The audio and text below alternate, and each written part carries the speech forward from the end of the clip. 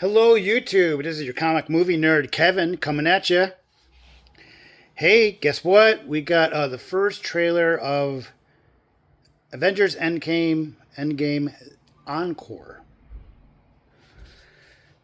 Now, from the trailer, it looks like it's the exact same thing, aka money grab, cash grab, whatever you want to call it. Okay.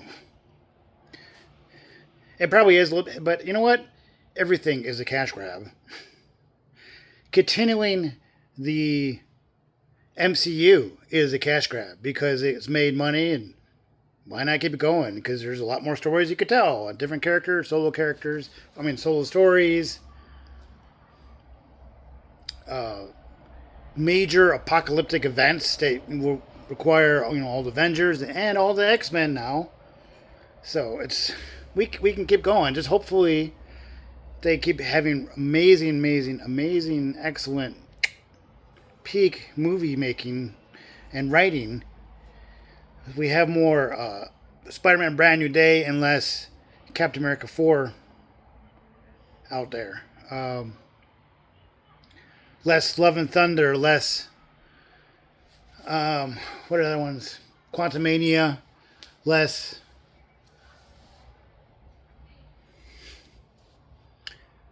I'll say it, the Black Widow movie. But I liked it.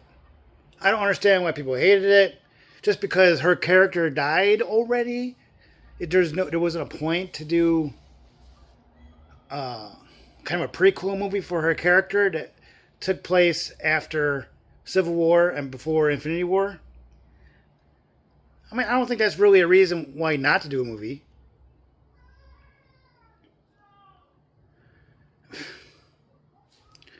So I don't know. I don't understand what the anger is on Black Widow movie. The new characters were great. The action was great. I liked the villain. It was kind of hinted at since we first met her. Really, the Red Room. The Red Room. Who's the Red Room? And the guy who runs the Red Room, and supposedly she killed him. And that was the reason why she was able to leave the Widows and eventually join S.H.I.E.L.D. And then from there, join the Avengers. Because after Winter Soldier movie, there really wasn't a S.H.I.E.L.D. Unless you watched Agents of S.H.I.E.L.D. movie, then you had some people kind of going rogue and using what S.H.I.E.L.D. was meant to be as their motivation, and the story continued, at least in that show. And I really liked Agents of S.H.I.E.L.D. There was a couple episodes, and some seasons were better than others, but that's the way it is for most shows.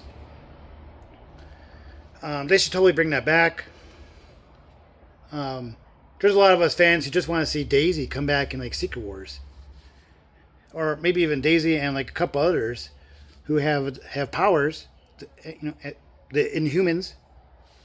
Daisy was essentially an Inhuman, but she decided to stay with S.H.I.E.L.D. rather than hanging out at their home, the Inhumans' home. I forget where it was located. It looked kind of I don't know, Chinese or something. I don't think it was in China though. I don't know. Somebody let me know in the comments where it was located. But anyway, yeah, that'd be cool if she was in Secret Wars. Showed up in Doomsday even would be cool. So as a surprise character, because I feel like right now, for all the rumors that are going on, we know everybody who's going to be in it. Even people who say no, I'm not in it. We're like, you're in it. You're in it. And I mean, there's some people we're not 100% sure, so we're like, well, they'll show up in Secret Wars. Storm is one of those people. As far as we know, she doesn't have a contract made up for her to come back as Storm in Doomsday. There's only a handful, and they're all shown in the trailer. Really, Cyclops, Professor X, Magneto,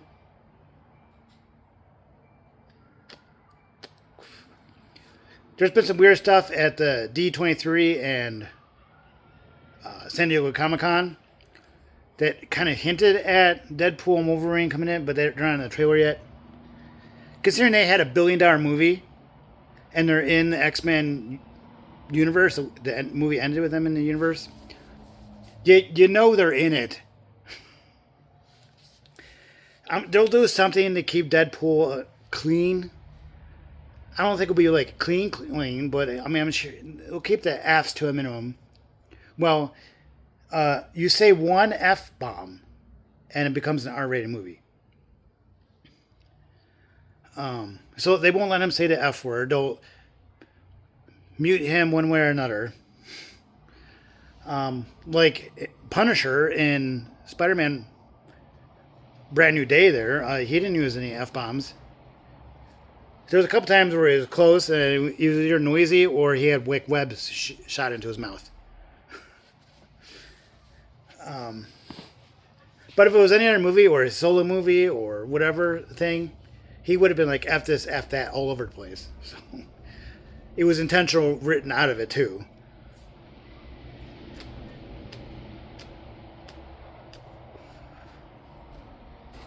Where am I going?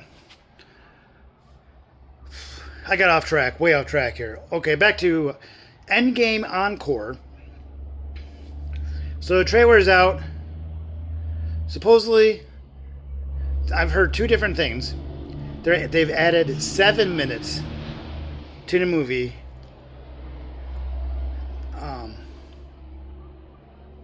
Trying to think everything heard. 7 minutes, but then we've also heard 4 minutes. And I feel like it's kind of going like this. It's 3 minutes of adding some deleted scenes back into it. That's kind of fun. Maybe they saw on social media and everything, or emails to Marvel. Hey, I heard this, or I saw this, and you cut this out. It'd be great if you put it back in. Re-released it with these scenes. I don't know what. So then when they decided, hey, we'll do the encore. Let's put some of these scenes back in it. And they put in like 3 minutes worth. And then the 4 minutes is like a whole added scene or a couple of scenes that are intentionally made and written to lean the story towards Doomsday. Kind of explain Doctor Doom, what's going on, why are the incursions like going crazy, just knocking out multiverse here, multiverse there, all over the place. That's my thoughts on the matter. I don't know if they'll show anything in a trailer. They'll do like, I don't know if they'll do like many full length. It's only a month away. So I could see maybe one more full length trailer, 2 minute and plus, and they may throw in a couple of scenes. Is my guess, like short, super short clips, not the full, of course, 4 minutes, because who hasn't seen Endgame more than like, I don't know, 10, 20 times since it came out? When was that? 2019?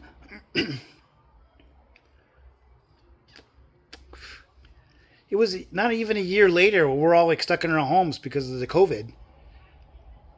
We watched all Marvel, every movie that came out up till then.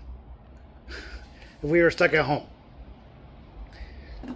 One of those movies is Endgame. So we've seen it a few times. So there has to be a reason to get us back into the movie theater for the extra 4 minutes or 7 minutes or whatever it is.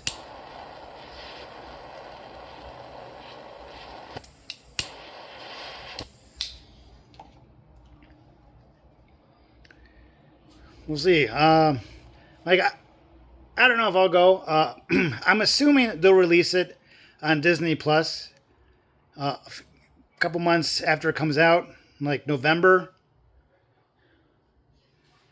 I bet they'll rush it, because I don't think it's gonna do like gangbusters in the theater for months and months.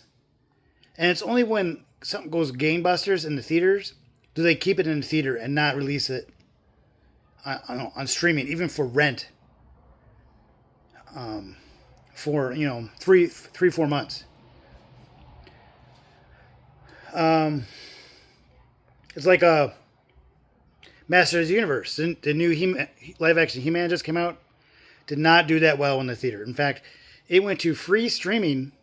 Like if you're already paying for the streaming service, it's already out, and it came out in the theater like what, a month ago, 6 weeks ago. Like that's what I do. It's not a flat. It's always, hey, you're gonna have to wait 3 months, maybe 4 months before it comes out on a streaming service that you are already paying for. Like as in you don't need to click rent or buy. You know.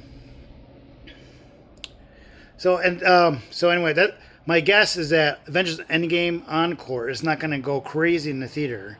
It'll do pretty good. I bet it'll make enough money that it'll beat Avatar and make it to be in the #1 movie. So at this rate, it'll have to beat Spider-Man to be #1. So it's going to be one of those things where it's like, is Endgame going to be #2 or #3? But I think they'll beat Avatar, making them #1 and #2 of highest grossing movie ever. I mean, you know what? If you figure in inflation and everything from past movies from decades and decades ago, I guess Gone with the Wind is still the #1 movie ever. It's insane. I think if you figure out like inflation or something, it made like $80 billion or something. I don't know. It's like insane. I don't know how that's still #1. Like every single person in the United States went to that movie over and over and over again. Now they don't have cable back then when it came out. I'm sure it came out on TV eventually, black and white. So, whatever. It's crazy. I'm like that. So if you figure out inflation, there are some movies that like Avengers Endgame and Brand New Day still won't touch. It's incredible. But as far as we're not figuring out inflation and everything, we're talking about Brand New Day, Avengers Endgame, Avatar 1 and 2.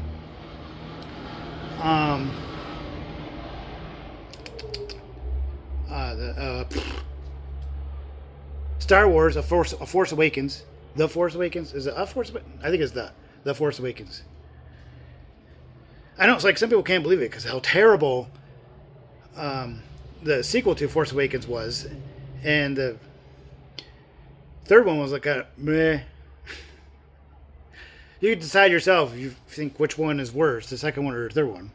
I think the second one was worse. There's so many different things going on in it. You're like, what? What? Why? And Luke was kind of a jerk.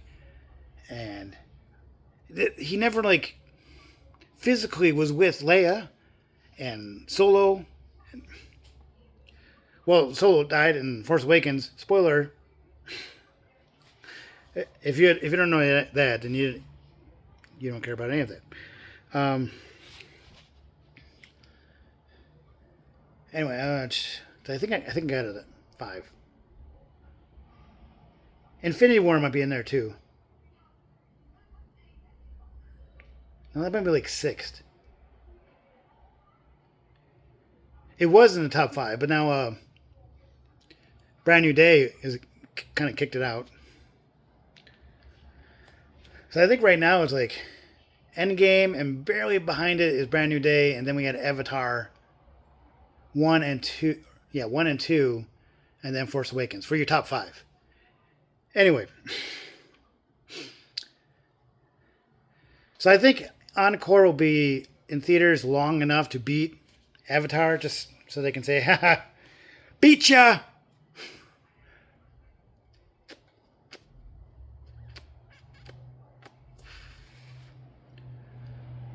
So yeah, I don't think it's gonna be in the theater that long, and then they'll rush it to Disney Plus pretty quick.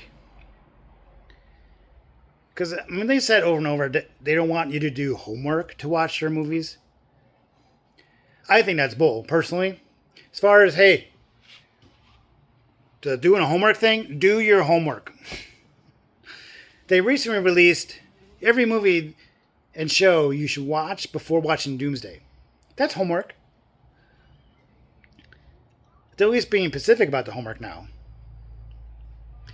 And I think if you really want to enjoy the movie and you're not watching Doomsday going, who's that? I remember when I saw what movie was that?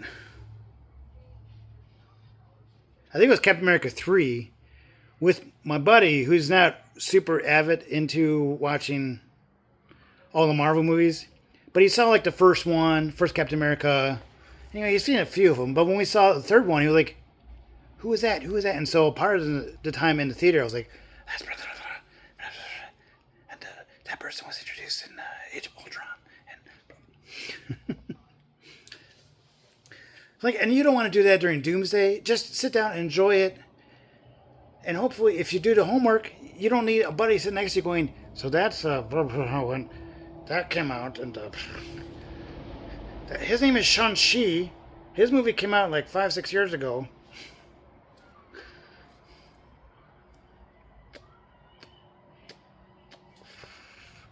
His father had the rings, and then when he died, he gave him the rings. It was a giant monster thing that sucked your life out of your body.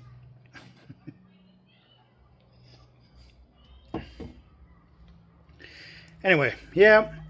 So I think you should do your homework. And that'll include some of the X-Men movies. Now, they didn't have comic book accurate outfits in the early 2000s X-Men movies. So it's not really the same team.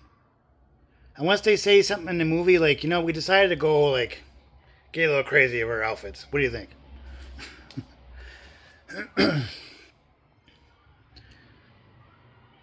We were doing black leather, but then we're like, let's go all out. Whatever you want to wear.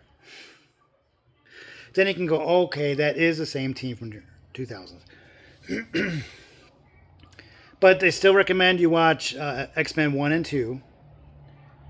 I think that's more for the introduction of some of the X-Men characters. You can go, oh, yeah, that's that guy who does that thing.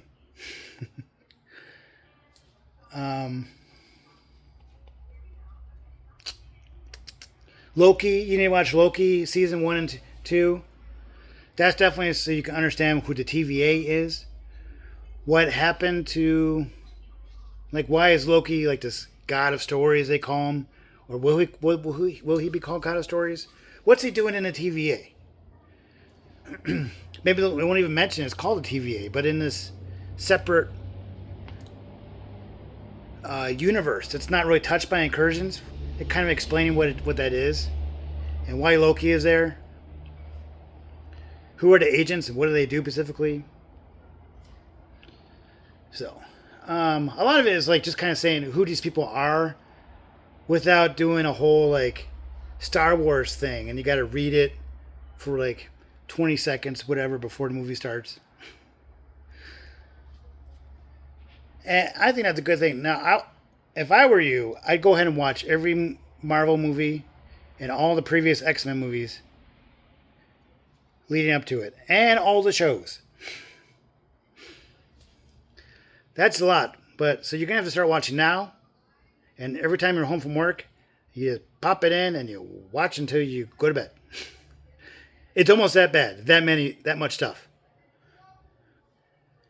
I mean, on your day off, I don't know if you really want to spend like 8, 10, 12 hours of Marvel stuff, but there's a lot now. I was trying to get my youngest, who's only 8 now, to try to start watching like everything, and now I'm realizing there's no way. She's kind of into things that aren't as long.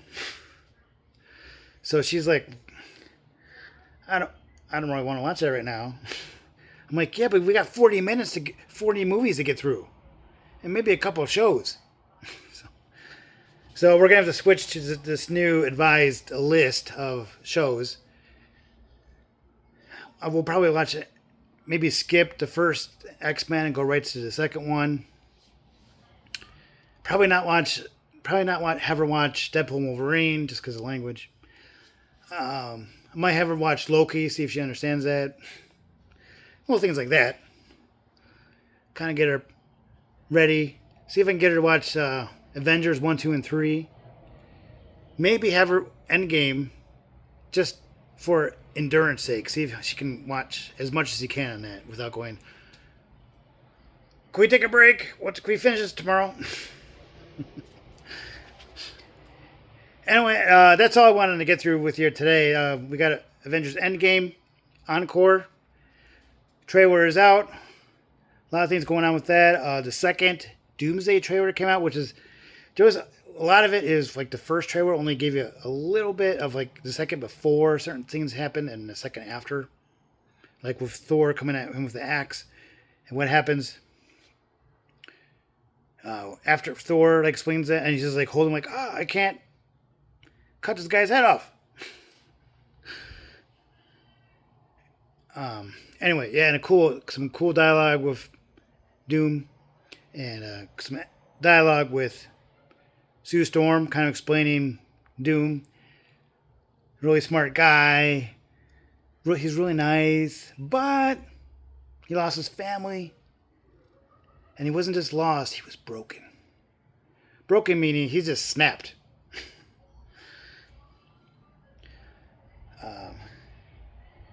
Yeah. Anyway, guys, enjoy the rest of your Tuesday, the rest of your summer, and have a great rest of your week. Take care, everyone.